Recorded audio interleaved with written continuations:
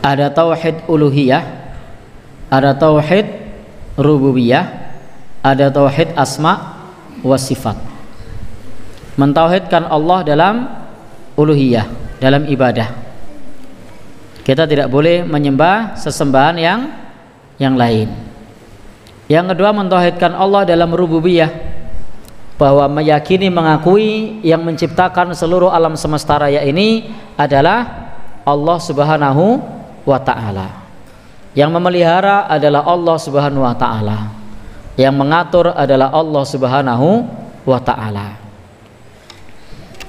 Tetapi kita juga harus menyembah Allah. Kita tidak boleh seperti orang-orang musyrik Mekah. Orang-orang musyrik Mekah itu kalau ditanya siapa yang menciptakan kalian, mereka mengatakan Allah.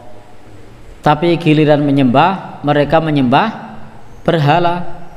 Tidak cuma satu lagi, berhalanya banyak, ada 360 berhala. Tapi kalau ditanya siapakah yang menciptakan, jawabannya Allah. Berarti secara rububiyah dia meyakini Allah yang menciptakan. Ketika ditanya siapa yang ngasih rezeki, mereka menjawab Allah. Tapi praktek dalam ibadah mereka menyembah yang lain. Maka ini mereka rusak dalam masalah tauhid uluhiyah. Meskipun mereka punya tauhid rububiyah, maka semua tauhidnya rusak, karena ini satu kesatuan. Kalau rusak salah satunya, maka rusak semuanya. Baik Bapak dan Ibu yang berbahagia, yang dirahmati oleh Allah Subhanahu wa taala, demikian pula terkait hal ini, orang-orang musyrik Mekah dulu biasa mereka kalau bersumpah menyebut wallahi, demi Allah. Tapi ternyata mereka menyembah Lata, Uzza, Manat, Hubal.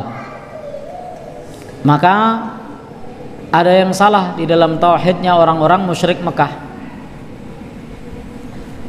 Mereka menyebut nama Allah, tapi ketika menyembah menyebut yang lain. Dan kita tidak boleh seperti orang-orang musyrik Mekah, yang mana orang musyrik Mekah ini senantiasa kalau bersumpah menyebut nama Allah, meskipun kadang juga menyebut nama yang lain, tetapi mereka di dalam beribadah, ibadahnya menyekutukan Allah. Maka jelas ini tauhid yang keliru. Maka Nabi datang dengan la ilaha illallah, tiada sesembahan yang berhak disembah melainkan Allah Subhanahu wa ta'ala. Demikian pula di dalam asma wa sifat, kita meyakini Allah punya nama-nama, Allah punya sifat, dan itu adalah nama-nama yang baik, sifat-sifat yang baik, yang itu semua tidak serupa dengan makhluknya. Ya, tidak ada yang serupa, tidak ada yang menyamai, tidak ada yang serupa kepada Allah sesuatu pun. Sehingga di dalam masalah tauhid kita harus meyakini Allah zat yang wajib disembah, meyakini Allah yang menciptakan dan yang mengatur seluruh alam semesta raya ini. Yang ketiga, meyakini Allah punya nama-nama yang baik, punya nama-nama dan sifat, dan kita mengimaninya sebagaimana yang dijelaskan oleh Rasulullah SAW kepada kita. Tidak perlu ditakwil, tidak perlu ditolak, tidak perlu diubah maknanya, tetapi hendaknya apa yang dijelaskan oleh Allah dan Rasulnya kita benarkan dan kita imani.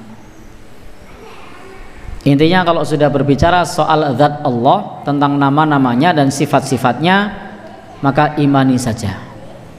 Karena kalau kemudian kita menggunakan logika, puyeng sendiri. Jadi kalau menggunakan logika nanti puyeng sendiri. Allah turun ke langit dunia sepertiga malam, lalu pakai logika mahmumet dewi gitu, diimani saja. Kiamat terjadi pada hari Jumat, imani, jangan pakai logika. Kalau pakai logika mumet. Di belahan lain hari Jumat, di belahan bumi yang lain masih hari Kamis. Ini yang kiamat mana duluan? Itu kalau pakai logika. Gimana? Bareng enggak semuanya hari Jumat? Mboten kan? Tetapi imani bahwasanya Allah menjelaskan, Rasul menjelaskan kiamat terjadi hari Jumat. Entah masih ada yang Kamis atau tidak, wallahu alam, kita tidak tahu. Nabi menjelaskan kiamat tidak akan terjadi kecuali hari Jumat. Mau mana duluan? Apakah kiamatnya sebagian-sebagian? Kita tidak tahu. Nabi menjelaskan hari Jumat. Tidak usah dibantah pakai logika. Kalau demikian di sana masih ada yang Kamis, berarti kiamatnya nunggu seminggu lagi dong. Itu namanya nyun sewu, orang-orang yang pakai logika. Kalau di sini hari Jumat, di belahan bumi lain sudah Sabtu, berarti yang Sabtu nunggu seminggu lagi. Berarti yang Kamis masih nunggu sehari lagi. Masya Allah, imani saja. Jadi diimani saja ketika Nabi menyebutkan, ketika Allah menyebutkan.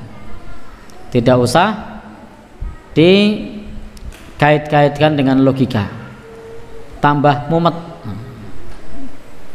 Karena ini ranahnya adalah keimanan. Nanti teknisnya bagaimana kita tidak tahu.